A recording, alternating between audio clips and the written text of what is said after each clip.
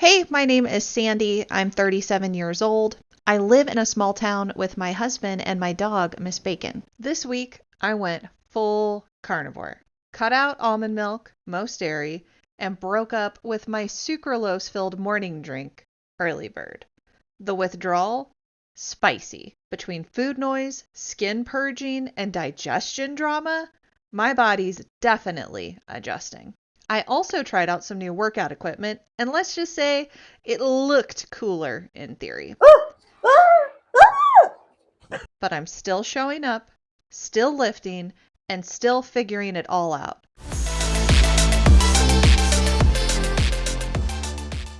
Happy Monday. I have gone completely to carnivore. I don't know how much I've actually addressed it and talked about it. There was a shift that happened.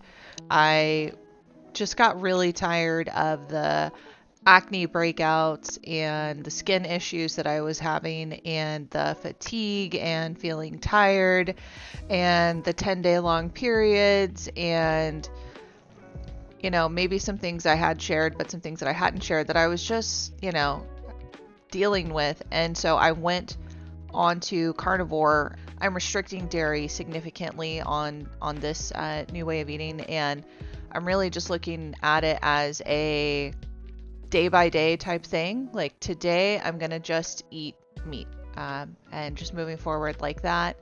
I think that dairy is probably a contributor to my acne breakouts, and so that's why that has been cut for now. For the most part, I will probably at some point try to reintroduce that back in, maybe sometime soon, maybe not, just kind of depending on how I'm feeling. Probably the hardest thing that I have cut out at this point, one of the hardest things that I cut out over the weekend was that drink that I take every morning called Earlybird, and I used it as a crutch for the past 4 or 5 years to just help me wake up and get moving in the morning, when probably I think the big things that it really helped me with was feeling hydrated, getting some electrolytes in, and there was ashwagandha in there, which helps with mood, and I'm typically pretty cranky in the morning. And it's like, well, but why are you in a bad mood in the morning? Because once you feel woken up, you're not in a bad mood anymore. It's probably just hydration and electrolytes. Just focusing on when I wake up, pushing a lot of water right now as like a crutch to kind of get me through this. How would we put it? What do you call it in addict terms when someone is like slowly weaning off, I guess? Well, I quit taking it entirely. I don't take it anymore. There was sucralose in it as a sweetener, which apparently increases your insulin response.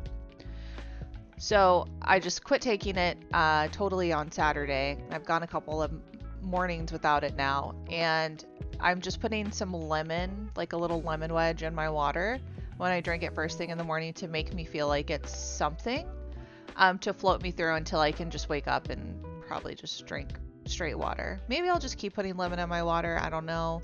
But that's what's getting me through right now. Lemon is not carnivore, but I'm more interested in how I'm feeling than how legalistic I'm being on this way of eating. So, as you have seen, though, I'm very open, and I've been sharing with you my weight and what I've been eating and my calories and all that type of stuff. So I'll continue to share all that with you and keep you updated on it. But yeah, the big switch has been carnivore. Also with that, there is something that I have never done before that I know would be extremely helpful, which is joining a community of other people that are eating this way that is paid. I'm going to be looking at communities that have a paywall behind them and just doing a little more research and deciding which one I'm going to join. I have looked into Kelly Hogan's the most in depth. I've heard a little bit about Laura Spath's. I need to look at Nisha's community and maybe Ken Berry's community, and I don't, just trying to find the right community that I think would be a good fit for me. I'm kind of leaning right now towards Kelly Hogan just because she's so, I don't know. I just feel like I identify with her journey the most, especially because she was dealing with inflammation in her whole body and boils, and I typically will get a boil almost every month of my period. So I I think that I identify the most with her. That may be the easiest type of community for me to join. So I'm feeling like such a grown up right now because I actually ate liver with my meal and it tasted pretty good. Texture you definitely have to get used to, but I found a random recipe on YouTube and basically, oh, hey, Hemi's back out there. He's now sitting on the grill and staring at me. Found a random, very basic, simple recipe. So basically, cast iron skillet, get it really hot, use bacon grease. I took the liver, I did pat it dry, and then threw it on the skillet, salt on both sides, let it get a really good sear, pulled it off really fast, and then I just finished it with some butter.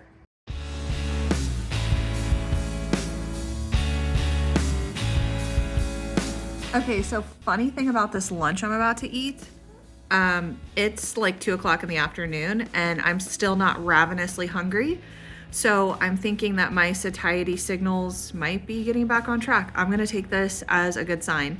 I woke up this morning, I had like 4 little skinny slices of bacon and that was it for breakfast around 8 o'clock, 6 hours later. I'm just feeling my hunger ramping up, got busy with work, and now I'm gonna eat this first meal of the day. So it feels really great because I don't feel like I'm a prisoner to my hunger in this moment. It's like when I'm hungry, it rules me and it's the only thing that I can think about. So having freedom from that is amazing. This whole waking up without Earlybird thing is pretty rough. What is this, day 4 without it?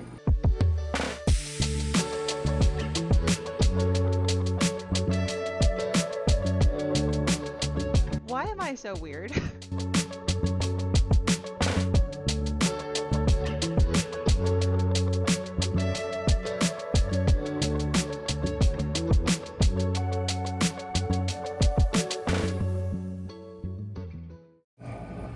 I'm sleeping a lot.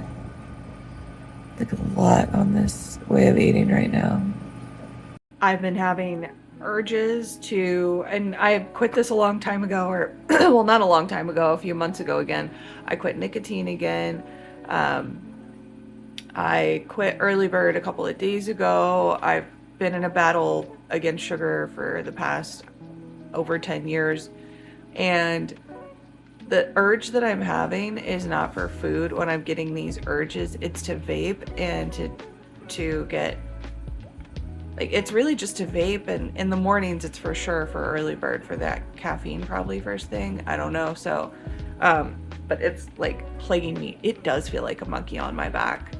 And just throughout the day, and I haven't had these nicotine urges for a while now, but they're like really strong now, like really strong. And I think it's because of all the big changes I've been making of the substances that I'm addicted to that give me a dopamine hit. So that's probably the roughest part.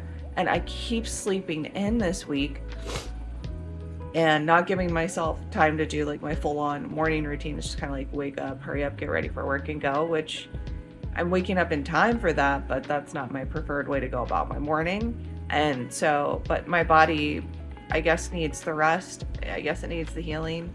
I am stuck on the scale right now at 238 and it's just not moving. And because I transitioned totally over to carnivore, I'm not worried about that. I'm just kind of waiting to see a break. So we'll see. Good morning. So I did something a little different this morning. I actually ate a pretty decent sized breakfast. I'll pop it up here before I started my workday, and I usually don't eat a bigger meal until noon. And in the past, I've said that it's because I don't really feel hungry until noon.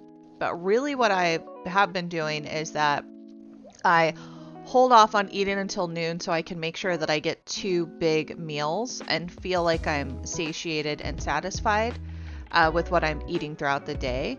But I am hungry in the morning. Like, I wake up in the morning and I am hungry, and then I just like drink a bunch of water and caffeine to try to control the craving.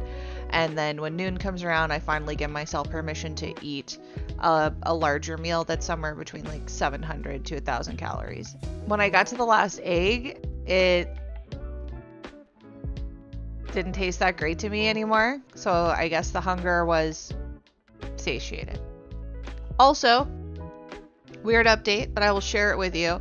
I have had a pore like right on my lip right here, like at the top of my lip. You may have seen it in past videos where it just looks a little bit darker.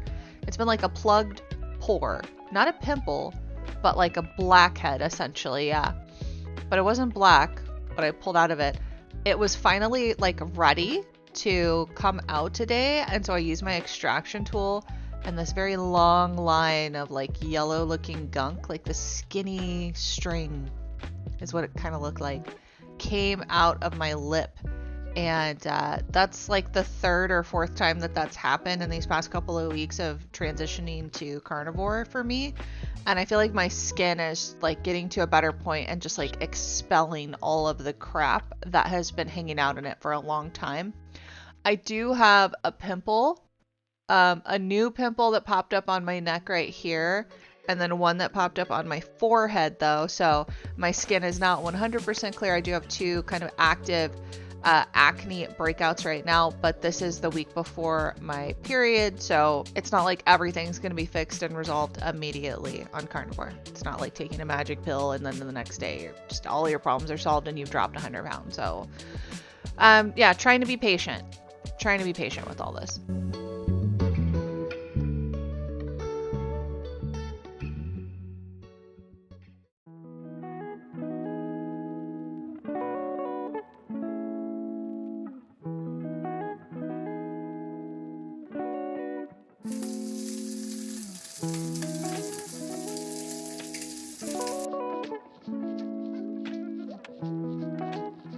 Hi. I don't know why I'm being weird. So it is not the morning right now. It is actually after 5 o'clock and I am off work. And I'm going to do a strength workout after work for the first time in a very long time. I haven't worked out at 5 o'clock in the evening in years. We're going to do a lifting workout. It'll be a quick one and it is going to be a lower body. And yeah, we need to get ready for it. It's a high of 80 degrees and it actually feels pretty warm in this garage right now. And I might actually get really sweaty. Like this might be a dripping sweat type of workout. So let's go.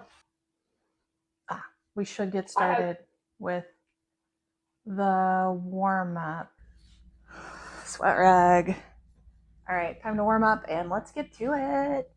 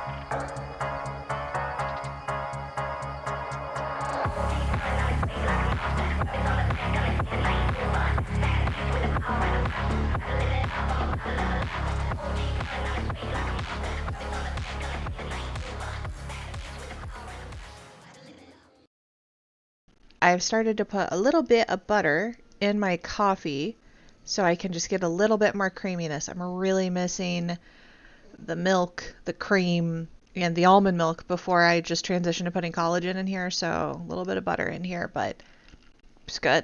I enjoy it. It's totally palatable. I just wanted to kind of give you an update on what happened after I had dinner last night. So I couldn't go to bed. I stayed up way late. Part of it was I was watching this movie called Begin Again, probably for the third or fourth time. I just really love that movie. It's my favorite Keira Knightley movie. Mark Ruffalo does an amazing job. That's probably my favorite role I've seen him in as well. So, and James Corden is in it. He does a great job in that movie. CeeLo is in it. Adam Levine, right? The lead singer of Maroon 5. Is that him? That's like her ex-boyfriend. Anyway, I stayed up late watching it, and then I felt like I needed to have an actual BM late at night, which is really weird because usually all my BMs happen early in the morning. But I kept having like an urge that felt like something was going to come out, but nothing actually ever did. Nothing materialized. So that was very odd. And then when I woke up this morning, didn't feel any urge at all to have a BM. And then right now as I'm sitting here, I've just had my breakfast. I'm about to start work. Kind of feels like maybe. So yeah, I don't really know what's going on there. But yeah, so BMs, they're a big deal on carnivore. Either it kind of, when you're adapting, my understanding is basically it's like one of two extremes: extreme constipation or diarrhea. So right now I'm not having an issue with either of those, but I am not having a BM as often as I'm used to. Before I started this way of eating, I was going at least once a day, sometimes twice a day, but I'm not eating the volume of fiber because I'm not getting in any fiber at this point. So that kind of would make sense why the volume is less and even why the frequency is less. So I'm okay. Okay, honestly though, like BMs are really important to me. I really like to pay attention to them because they kind of clue me in on how I'm doing. And so, yeah, I just, you're my friends. I just wanted to share with you. I'm just keeping an eye on it. Want to let you know what's going on. Good morning. It is Saturday morning, and I have a couple of plans for what I'm going to do today. Number one, I'm going to clean my disgusting kitchen. I'm going to smoke some meat. I'll show you that. And I'm also going to do an upper body workout. So those are my must-dos for the day. I'll probably do a lot more than that, but those are the most important. So I'm going to make sure that I get those things done. And I will go ahead and take you with me. So we'll go downstairs and start working on that disgusting kitchen. The kitchen was particularly awful. I don't think that I had cleaned it for maybe 3 or 4 days, and everything we eat is cooked from scratch. My husband and I eat different meals. I'm eating carnivore. He's eating more of a whole food, but he makes like bread from scratch. So this kitchen was disgusting. As you can see, there were plates and dishes everywhere. Now what I'm doing is, now that the kitchen is finally clean, I have room to make my breakfast. So I am cooking myself some sausage and eggs for breakfast.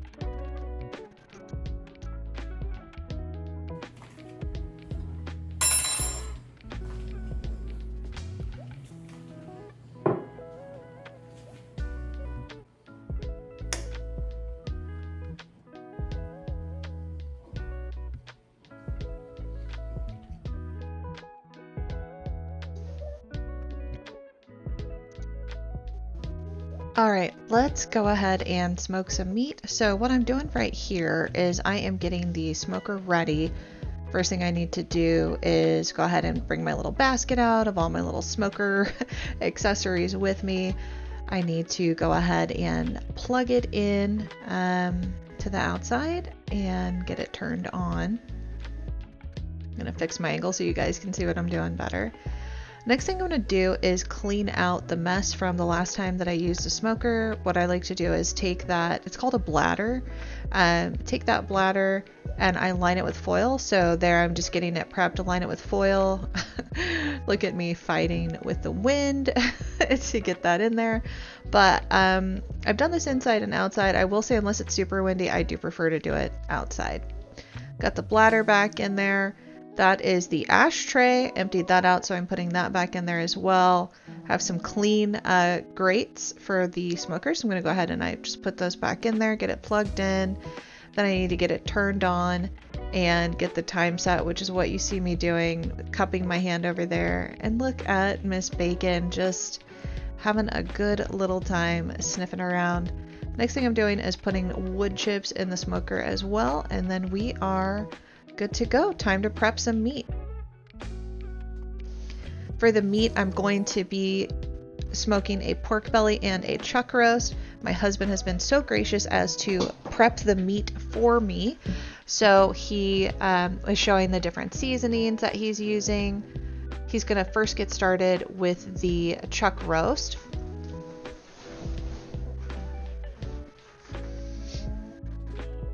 Fighting with the packaging, obviously. Now he's going to go ahead and take some paper towels and get that really dried off. He does that so that the seasoning will stick to the meat a lot easier instead of sliding off.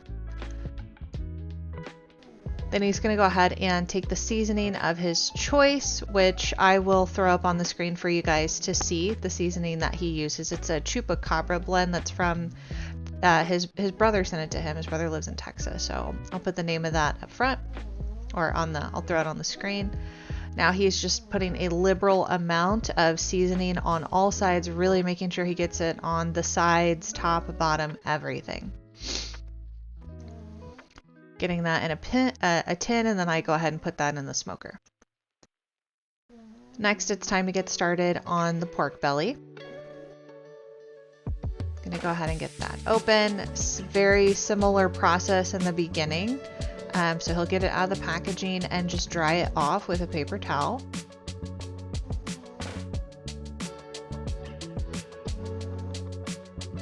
Now, the part that's different here is that he's doing a diamond kind of crosshatch on the fatty portion. And it's he's going to go in one direction here. As you can see him, he tries to make sure those lines are evened up. And now he's going to go perpendicular and create a diamond pattern. And he's doing that just so that there's more surface area on the pork belly. He's doing that on both sides, which is interesting. I think when I did it, I think I only did the fatty side, now that I think about it. But so he's doing both sides here, that diamond pattern, and then as you can see, he's now showing it to you how deep those grooves are. He'll go ahead and get his seasoning, which I believe for this one is the chupacabra seasoning. Sorry, mustard first. So he takes mustard as a binder and puts it all over the pork belly. It doesn't really affect the flavor here, but what it does do is it allows the seasoning to stick to it quite a bit better. So that's what he's doing here. Chupacabra. More mustard, getting it all in those grooves.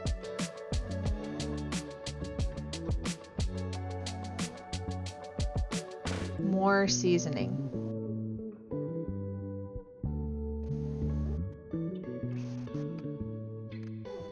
Doing a great job of getting it in there and all the crevices. Now, the reason why I do this pretty much every weekend now is it's a hobby that I enjoy, and it is a way that I can consume meat that I thoroughly enjoy the flavor of. I love smoking meat. There's so many different things that you can smoke. This was a gift over Christmas, and now the weather is nice, and I'm just thoroughly enjoying smoking all different types of meat with this.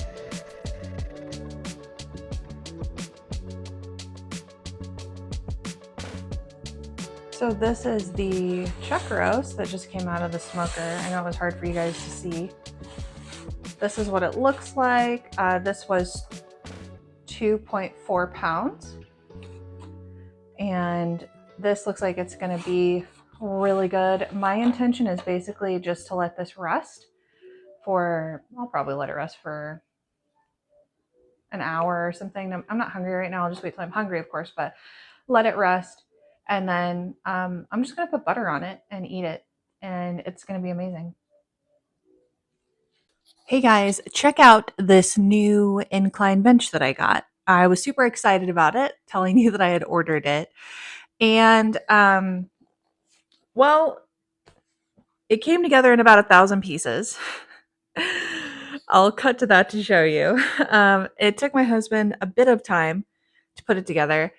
He said basically, essentially, putting this thing together was doable, but instructions were a little interesting, and just maybe the manufacturing and why the engineers decided to engineer this bench the way that they didn't truly make sense. But I might return it, honestly, because it doesn't feel 100% stable, and it's not like I'm going to be lifting more than 100 pounds while using this. 100 pounds would probably be the max, because if I'm going to go heavier than that, it would probably be for bench press, and I would be on my flat bench. I probably wouldn't be doing an incline bench more than 100 pounds anytime in the near future. So anyway, this was on mega sale. It was like prime spring deals, $38.99, I believe, for the black one, which was $1 more than the brown one. I liked the black. I was like, hey, it'll go with the aesthetics of my dirty little garage gym better. All right, let's get into it and start our workout. So here I am gonna go ahead and get my warm-up started with Kaylee Cohen. Typically the same one I do every time. It only takes about 5 minutes and I'm fully warmed up whether I'm gonna do upper or lower body. I absolutely love this warm-up. Super effective.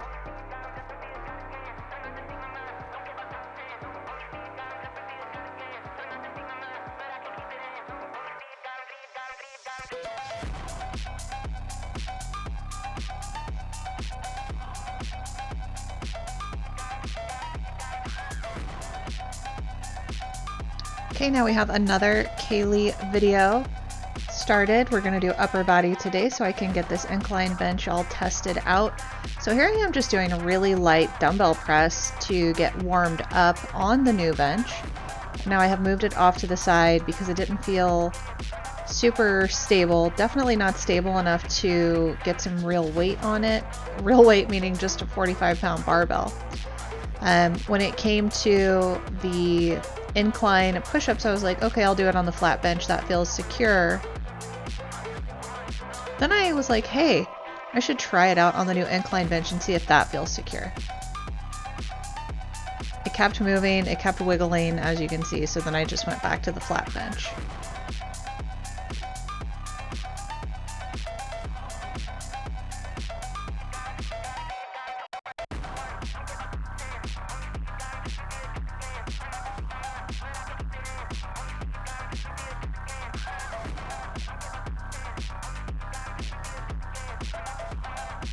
Bent over row. Okay, I think that this should be just fine on this bench, but I don't need it to be inclined, right? I do the exact same lift on my flat bench, but turns out I can definitely use this for bent over row.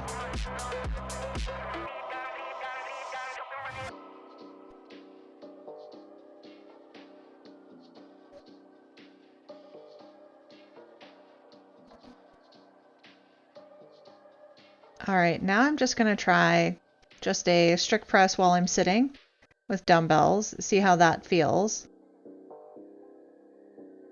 And I had to stop. It didn't feel stable. It was more stable for me to just stabilize my own self on my own bench, on my own flat bench anyway. I think we're seeing some foreshadowing here of what's going to be the future of this bench.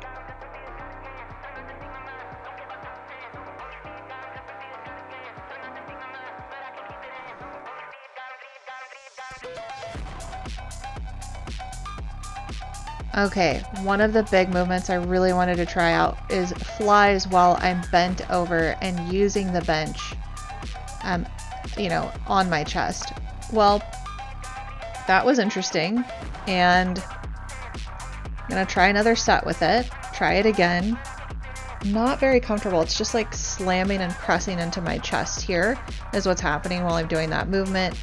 So I just decide to go back to the flat bench and do flies while seated on my regular flat bench because that feels a lot more comfortable and secure.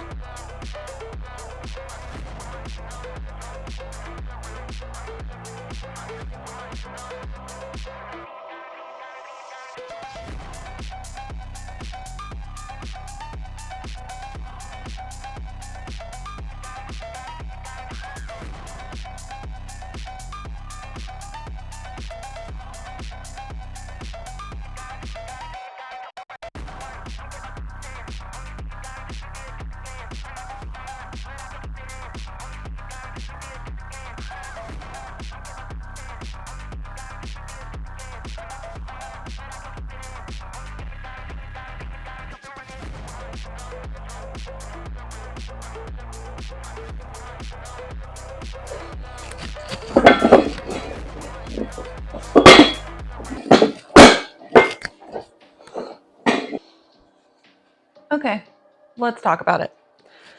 So every movement except for one, I didn't feel stable on this bench, aside from a very small, skinny woman or young man who is only going to lift maybe 15 pounds ever, 15-pound dumbbells, and they're just going to use it to sit on and lift weights. And I haven't even tried the sit-up function. Would I even recommend this for sit-ups? Like, I don't know. I don't even do sit-ups like that. I could try though. I could try it for you. It's just not ergonomic for my body. I can definitely tell you that. Oh, see, and I'm about to bend down and like because of this gap and like where it is and where this hits my butt, I feel like it's going to pinch me. Oh geez. I can't even tuck my feet, I don't think. All right, let's see. Oh no. Oh no. Oh my goodness. Okay. This is frightening.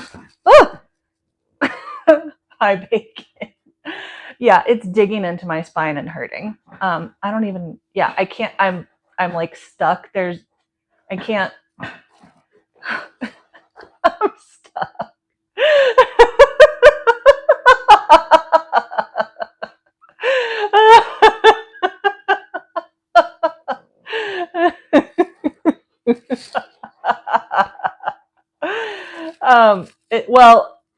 This is about it. I can't do the sit-up thing. The question is like, can I flip off of this thing without hurting for myself? Because this is really digging into my spine and hurting. Jeez.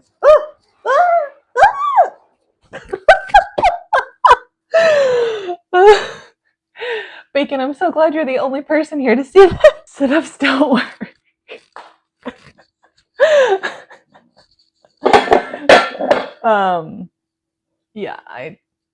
This, unfortunately, is a return. And I injure myself enough. I don't need my equipment to help me with that. Thanks for hanging out through the chaos of week 8, withdrawals, sleep struggles, gym fails, and everything in between. If you're on your own health grind, keep showing up. We are in this together. Please don't forget to like the video if you laughed or liked it at all. Please comment and subscribe if you would like to continue on this journey with me. I'll see you later for week 9.